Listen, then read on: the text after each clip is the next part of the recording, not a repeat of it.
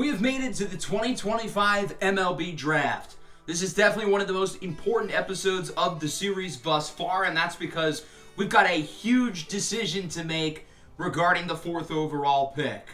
Hopefully we'll have a chance to add to our farm system as we did last year in our first draft of the series. Of course, we surprised everybody picking Kyler Rodriguez in the first round, and so far that pick has worked out well. He's already hit 21 home runs. The big thing with him is health, and so far he's been able to stay on the field.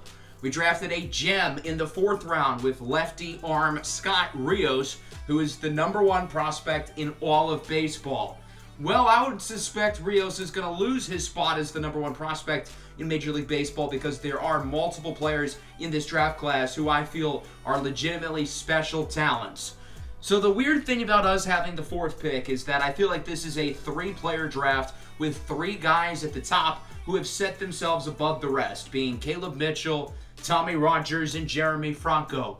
Now, things are a little bit different in the MLB because players have certain signing bonus demands, which is more so reflective of their talent rather than where they get picked. So because of that, it's more likely that one of them is going to fall out of the top 3 because 1 or 2 of those teams would rather spend their money elsewhere and have more flexibility for the later rounds.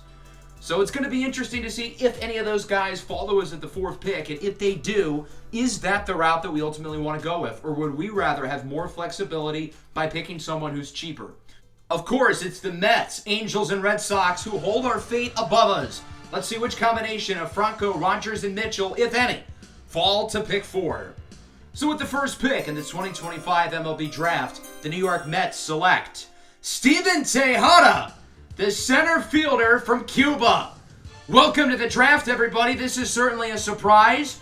At least one of the top 3 guys will fall to the 4th pick for the Giants. I would understand that Mets fans might be upset that they're choosing to cheapen out here, going with Tejada, especially considering 2 of those top 3 prospects are from New York.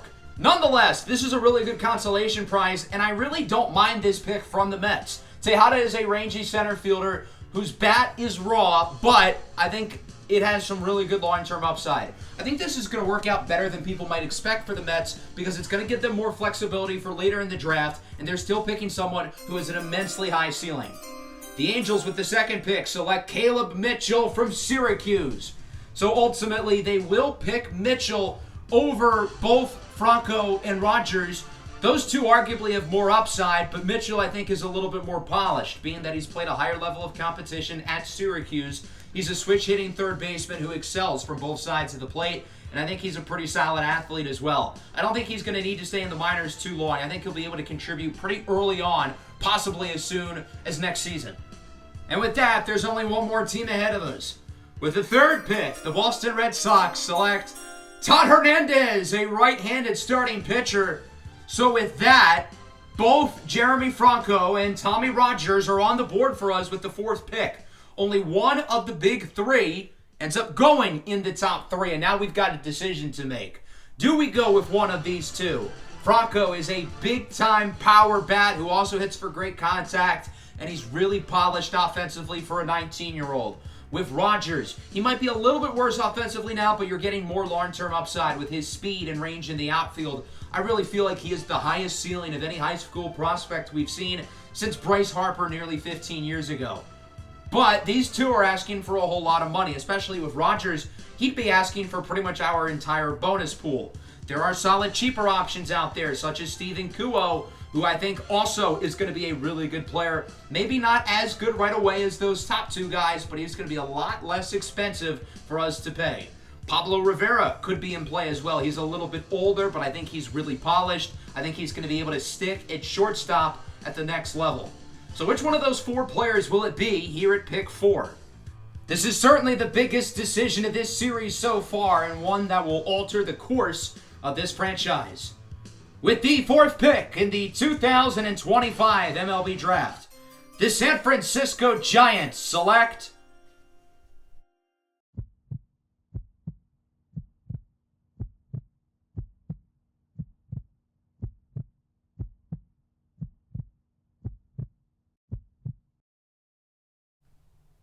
Tommy Rogers from Saratoga Springs High School in Saratoga Springs, New York. I know that the bonus demand is a lot of money, but look, this prospect has a higher ceiling than anybody to enter the major leagues since Bryce Harper 15 years ago. I don't know how you can say no to that. Tommy Rogers checks off all the boxes. Offensively, good contact, good power, good plate skills.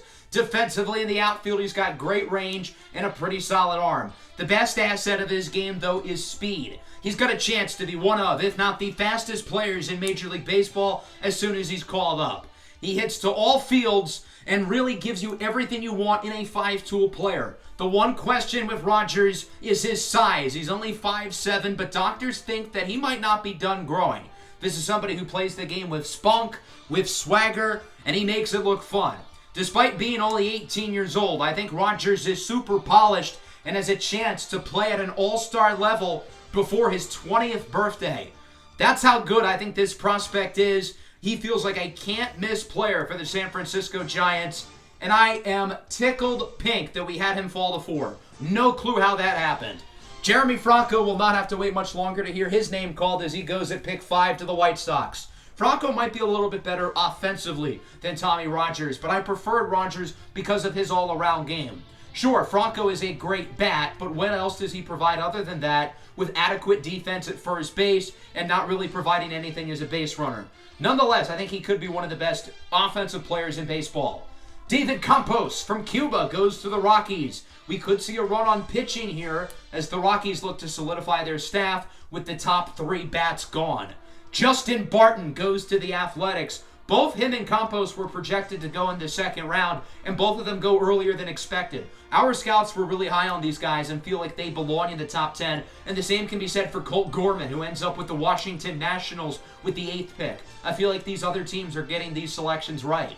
Pablo Rivera, the shortstop from Arkansas, goes to the Tampa Bay Rays. He looks to solidify their long-term shortstop spot rather than Wander Franco. Unlike Franco, I think there's a chance Rivera does not see the minors.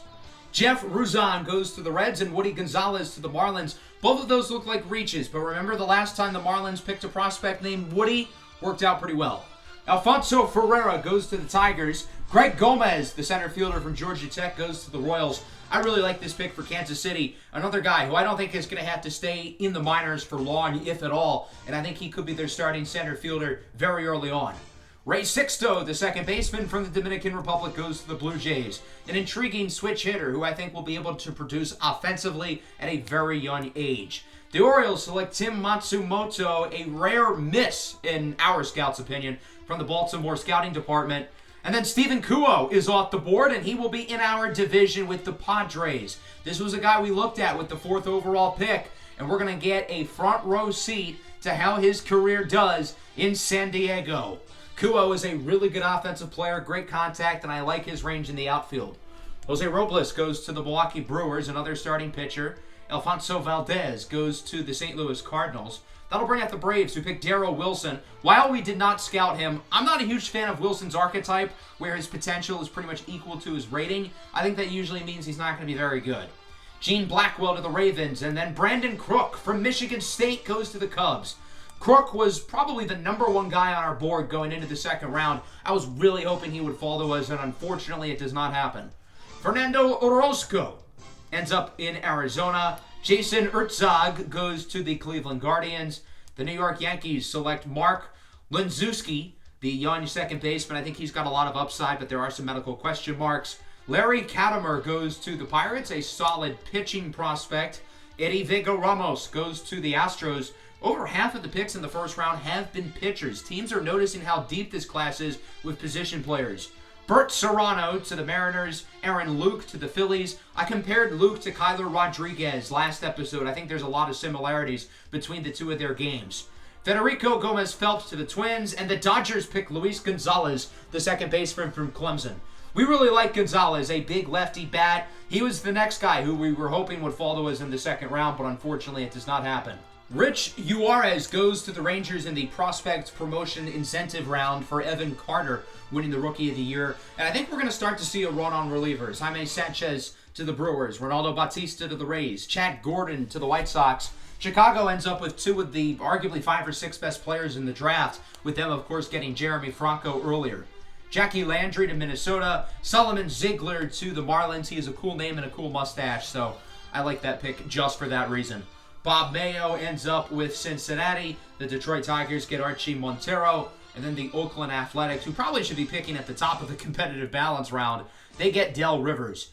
We're going to move a lot faster here through the remaining rounds because there aren't really any notable prospects. Anthony McKinnon is an interesting one, though, to the White Sox because he was actually drafted last year in the first round by the Diamondbacks. He ended up not signing with Arizona, returns to this year after one season in JUCO, and goes to Chicago. Jensen Kuhn with the Athletics, I think, is a pretty solid pick. And just like that, we're only a few selections away from our San Francisco Giants. The Angels get Doyle Flowers, an outfielder who has pretty much no upside. And then the Red Sox get Juan Castillo, the first baseman.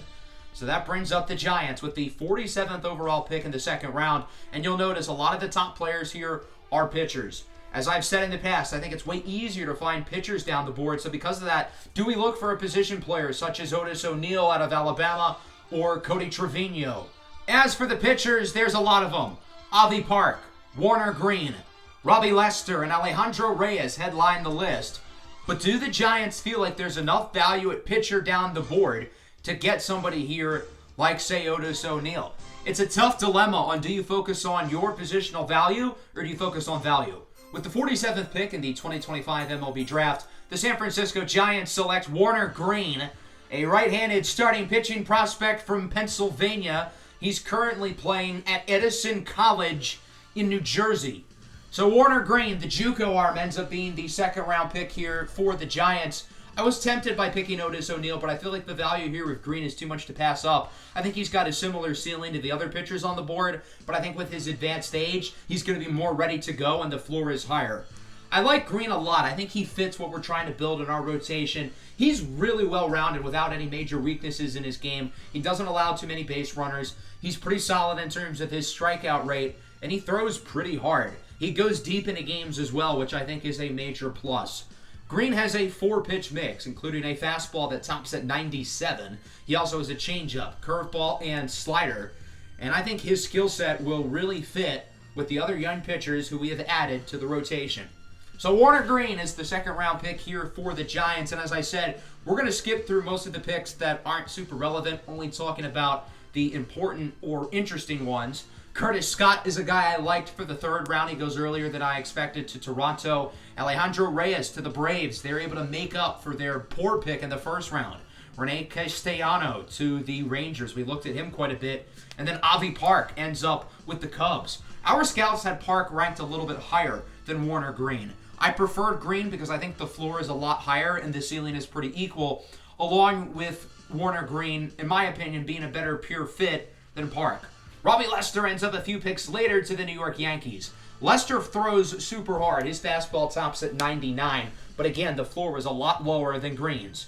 Cody Trevino ends up here to the Pirates. Otis O'Neill, meanwhile, to the Phillies. This is a really good pick in the late second round. I was crossing my fingers he'd make it to round 3, but I figured it was super unlikely, and sure enough, he ends up in Philadelphia. Romeo Lewis goes to the Twins, and then to wrap up the second round, the Los Angeles Dodgers get Joe Rainey. That'll bring us into another competitive balance round.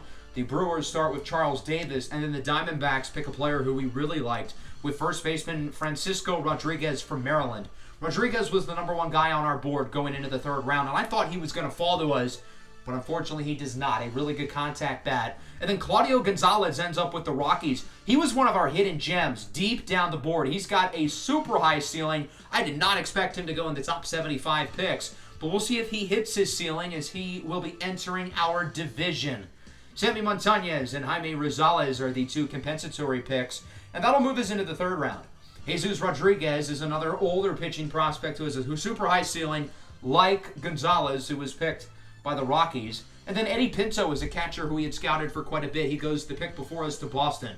We only have a minute to make our pick, so we have to move fast. Again, it's the question of do we like the value with some of the position players or do we go with a pitcher? With the 83rd pick, the San Francisco Giants select Rodney Bravo, a left-handed starting pitching prospect. So the Giants are going to go with another pitcher. This time it's Bravo, who's a really intriguing high school arm who I think has a lot of upside. We already have a lot of good lefties in the system. We've seen Carson Wisenhunt excel in the big league so far. Scott Rios is a lefty. The question with Bravo, though, is nothing about his play, but it's the medical. He did not pass his physical. I still am choosing to pick him here because I really like his ceiling, and I think for the third round, it's a calculated risk that I think could be worth it. There's a lot of position players who I like for the final few rounds of this draft, so I feel okay with picking a little bit of the gamble here in Bravo. He's got 4 pitches, including a fastball that tops at 96. This could blow up in our face if the medical proves to be an issue, but I don't think he's had a history of injuries prior to this rogue failed physical. So Bravo is the pick here at number 83 for the Giants. Some other notable picks here include Mark Whitehead, an intriguing outfielder. I liked his upside. Guadalupe Zambrano to the Guardians. He was one of their higher-ranked position players on the board. Russ Casado was a guy I liked. He goes to the Pirates. Pittsburgh with 2 really good second-base prospects. They got Cody Trevino in the last round. And I also like Martin Erdman. He ends up with the Minnesota Twins. Luis Domingo wraps things up in the third round with the Dodgers as we move into round 4. Our target for this round was Blake Botts. He ended up going a couple picks before us to the New York Mets, so unfortunately we miss out on him.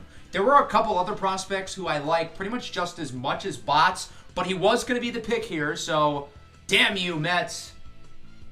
There are a few pitchers still left on the board, but I feel like this is the sweet spot for position players, and there are a number who I'm quite high on. With the 113th pick, the San Francisco Giants select Eddie Duarte, a 21-year-old third base prospect out of the University of Oklahoma.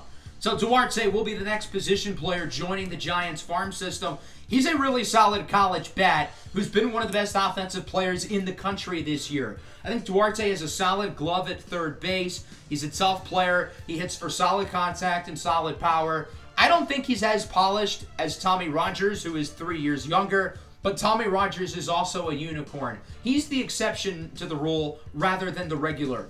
I think the best part about Duarte's game is his arm strength at the hot corner, and the Cuban third baseman really doesn't have any major weaknesses. He's kind of a jack of all trades. I think he's super well-rounded. The other position player we were looking at is Silas Yeager, a young outfielder. He goes to the Marlins. Elvis Morales is a high upside shortstop. He goes to the Astros. I like the Phillies pick here late in the 4th round as they pick Thomas Van Valkenburg. I know nothing about this player, but he has a sick name, so I'm assuming he's going to be pretty good. He's the second best Tom in this class because, well, obviously he doesn't clear our future king, Tommy Rogers. Into the 5th round now. This is really where you can make your money in the draft because it is really hard to find good players. These teams are smart. All of the gems have already been picked, so we've really got to dig for some diamonds in the rough. With the 143rd pick in the 2025 MLB draft, the San Francisco Giants select Noah Talley, an 18-year-old left-handed starting pitching prospect from Canada. So San Francisco is going to go back to the pitching well, picking a player in Talley, who the scouts seem to be really high on. Talley isn't really on anybody's radars in this draft class, but our scouts view him as a top 60 player and somebody who belonged arguably in the 2nd round. Talley is yet another lefty joining our system, which is filled with good left-handed arms. I really like Talley's game. He doesn't walk a lot of guys. He keeps the ball in the ballpark, and he really doesn't have any major weaknesses. Again, kind of the jack-of-all-trades type of prospect. I think he's got a solid ceiling, and I think for an 18-year-old, he's quite polished. That brings us to the end of the 5th round. Not a ton of notable players because, well, we're 150 picks in. Most of these guys are not going to pan out. That brings us into round 6 now, and maybe this is a little bit bold to say, but there is a prospect on the board who I have been scouting for 2 years. I'm really high on this player, and I think we could be looking at a possible gem with our last pick. With the 173rd pick in the 2025 MLB draft, the San Francisco Giants select George Groniga, an 18-year-old outfield prospect from South Carolina. So Groniga is the final pick here for San Francisco. And why are we so high on this player? Well, I think Groniga has a really high ceiling. He's 19 years old. He's currently playing in JUCO ball. We first watched him with the under-18 Nationals squad a couple years ago, and we were really impressed. Groniga was supposed to be in last year's class. We scouted him quite a bit, and we really liked him. But he backed out of the draft process late. Well, he's decided to enter the draft this year, and from what we've seen from him in the past, we really like this player. Gronica is a guy who I've been wanting to pick since like the 4th round, but I kind of felt like he was on nobody's radar, and I felt like I could wait until our last pick to get him because I feel like we're the only team who recognizes this kid's talent, and I really feel like we could be looking at one of the biggest gems in this entire draft and a guy who could be a steal down the line. Again, bold words for the 173rd pick, but I truly believe in George Gronica, and I think we're looking at someone who very well could be a building block for this team. So that will wrap up the draft. A lot of catchers going here in the final round as the Dodgers of Mr. Irrelevant pick Sam Navoa. So that wraps up the 2025 MLB draft, and I don't think that could have worked out any better. I think I've made it pretty clear that I feel that Tommy Rogers is the best prospect in this class. We would have picked him number 1 overall, as much as I like both Steven Tejada and Caleb Mitchell, and I don't think either of those are bad picks, but I think Tommy Rogers has a chance to be special. I think he's got the upside to be a transcendent star in Major League Baseball. I like the pitchers we were able to add. Warner Green, I think, is going to be really good, and health permitting, Rodney Bravo could be as well. I thought we did really well in the late rounds, specifically with George Gronica in round 6, who, again, I feel like could very well be the steal of the draft. And then Noah Talley and Eddie Duarte are really good prospects as well. As I've said over the past few episodes, I genuinely feel like this is one of the most impressive collections of talent as an entire draft class really ever in MLB history, not just for our team, but around the league.